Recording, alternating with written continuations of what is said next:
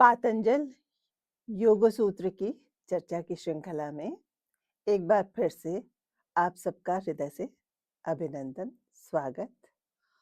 और आज हम समाधिपाद के 45वें सूत्र से चर्चा प्रारंभ करते हैं। तो सूत्र इस प्रकार है: सूक्ष्म विषयत्वं चालिंगवसानम। सूक्ष्म विषयत्व, सूक्ष्म विषय विषय जो है हमारा प्रकृति का सबसे जो सूक्ष्म विषय है, सूक्ष्मतर विषय है, वो चित्त है। और च अर्थात और, अलिंग कहते हैं प्रकृति की मूलावस्था को, साम्यावस्था को। जब प्रकृति के तीनों गुण सत्व, रजस और तमस, इनका ये साम्यावस्था में आ जाते हैं और उसमें अवसानम, उसमें विलीन हो जाना, अर्थात जो हमारा चित्त है, साधक का चित्त है, वो जो पहले हमने चर्चा की है, जो 6 समापत्तियों की चर्चा की गई, तो उन समापत्तियों का जो एक के बाद एक अनुशासन के साथ उन पर चलने के बाद साधक एक ऐसी स्थिति में आ जाता है जब सत्व, रजस, तमस इन तीनों गुणों से विच्छिन्न हो जाता है और चित्त जो है वो उसका अवसानम मतलब विलीन प्रकृति के साथ हो जाता है। प्रकृति के साथ चित्त एकीभूत हो जाता है और इस स्थिति तक आते आते हमारा चित्त जो है वो बिल्कुल शुद्ध हो जाता है और एक बार फिर से साधक जो है वो चौराहे पर खड़ा होता है। ये भी हमारा चरम लक्ष्य नहीं है, अभी भी हम एक चौराहे पे खड़े हैं। तो अगला सूत्र समाधिपाद का 46वां सूत्र इस प्रकार है: ताह एव सबीजः समाधिः। ताह एव, वे ही, वे कौन से? जो पहले हमने 6 सवितर्क, निर्वितर्क, सविचार, निर्विचार इत्यादि 6 समापत्तियों की चर्चा की, वे सब सबीजः समाधि, वो सबीज समाधि है। अर्थात इन सभी परिस्थितियों में साधक किसी न किसी प्रकार का सहारा लेता है, अवलंबन पर आधारित होता है। और वो अवलंबन क्या है? मस्तिष्क अभी भी क्रियाशील रहता है। तो ये जो स्थिति है, ये सबीज समाधि की स्थिति है और आत्मदृष्टा तक पहुंचने के लिए हमें निर्बीज समाधि तक पहुंचना है। तो देखिए आगे के कुछ सूत्र इसकी ही व्याख्या करेंगे। तो चलते हैं समाधिपाद के 47वें सूत्र की ओर। सूत्र इस प्रकार है: निर्विचार वैशारद्ये आध्यात्म प्रकाशः। इसका अर्थ है निर्विचार समापत्ति में विशारद होने पर, अर्थात जब साधक को निर्विचार समापत्ति की स्थिति में निपुणता आ जाती है तो आत्मा में एक आध्यात्मिक प्रकाश पुंज उतरता है। साधक को आत्मा का ज्ञान होता है एक प्रकाश पुंज की तरह, और इसे ही महर्षि पतंजलि ऋतंभरा प्रज्ञा बोलते हैं। तो अगले सूत्र इसी से जुड़ा है। अगला सूत्र, सूत्र संख्या 48: ऋतंभरा तत्र प्रज्ञा।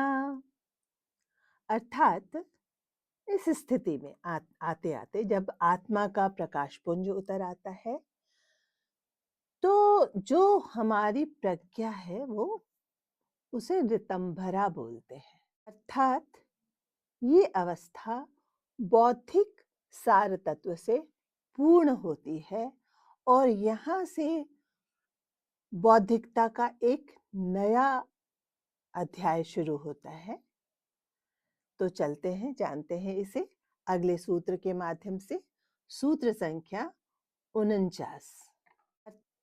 श्रुतानुमान प्रज्ञाभ्याम अन्य विषया विशेषार्थत्वात्।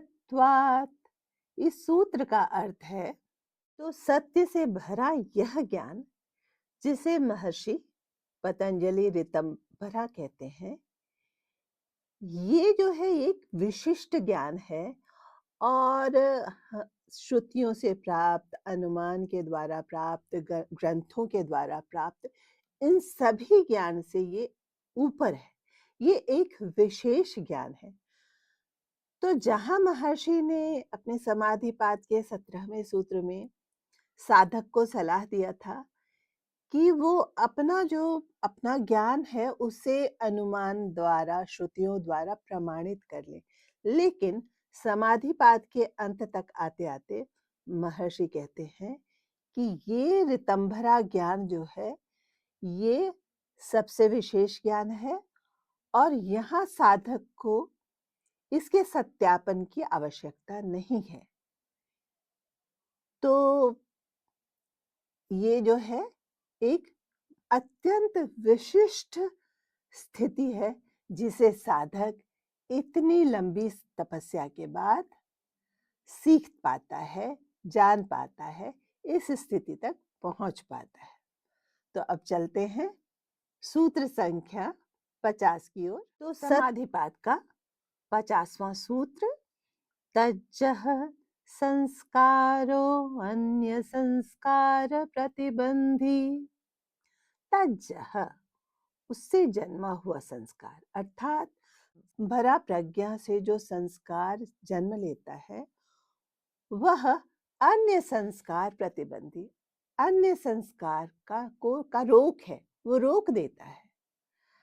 पिछले जो चर्चा के माध्यम से हमने जाना कि जो संस्कार हैं हमारे चित्त पर, वो हमें विचलित करते हैं, तो उन्हें हटाना ही योग का एक लक्ष्य है।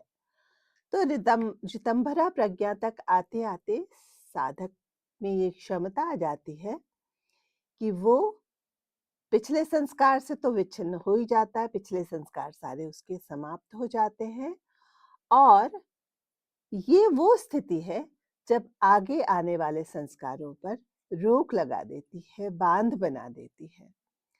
तो साधक अब किसी भी संस्कार के बंधन में नहीं बंधता। और अब चलते हैं अपने आखिरी पड़ाव पर, सूत्र संख्या 51, जो कि समाधिपाद का आखिरी सूत्र है। तस्यापि निरोधे सर्वनिरोधान् निर्बीजः समाधिः। इसका अर्थ है तस्यापि निरोधे।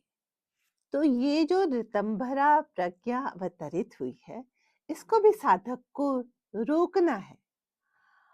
और तस्यापि निरोधे सर्व बीज निरोधा, सारे जो बीज संस्कार के हैं उसका निरोध हो जाता है, वो रुक जाता है। और यही हमारी निर्बीज समाधि की अवस्था है। तो जो साधना के बाद साधक ऋतंभरा ज्ञान को प्राप्त करता है, उस स्थिति के बाद साधक को उसे भी रोकना पड़ता है और उस ज्ञान को रोकने की जो अवस्था है, वही है निर्बीज समाधि और साधक का चरम लक्ष्य भी यही है। ये वो स्थिति है जहां आत्मा का परमात्मा से मिलन होता है, आत्मदृष्टा का साक्षात्कार होता है। तो देखते हैं, हमने देखा कि पहले ही पाद में महर्षि ने समाधि की अवस्था का वर्णन किया है, लेकिन ये योग सूत्र का की जो लिखा है उसकी पूर्णता नहीं है। आगे फिर एक एक चरण दर चरण, स्टेप बाय स्टेप महर्षि समझाते हैं कि इस स्थिति तक आने के लिए कितने सारे हमें पड़ावों को झेलना है, कितने सारे हमें सावधानी के साथ, अनुशासन के साथ हमें अपना अपनी साधना है, अपनी तपस्या है, उसे आगे बढ़ाना है। तो इस 91वें सूत्र के साथ ही हमारी चर्चा का एक अध्याय समाप्त होता है और आप सभी को जो इतने लंबे समय तक हमारे साथ जुड़े रहे और इस चर्चा को सुना, सराहा, बहुत सी सराहना आई हम लोगों के पास, तो उसके लिए आपका बहुत-बहुत धन्यवाद। और फिर एक बार आग्रह करना चाहूँगी कि इस चर्चा में आपको रुचि आई है, तो आप इसे और आगे बढ़ाने की कोशिश करें और मानवता के लिए एक ये कल्याणकारी कदम होगा आपके द्वारा भी। धन्यवाद। नमस्कार।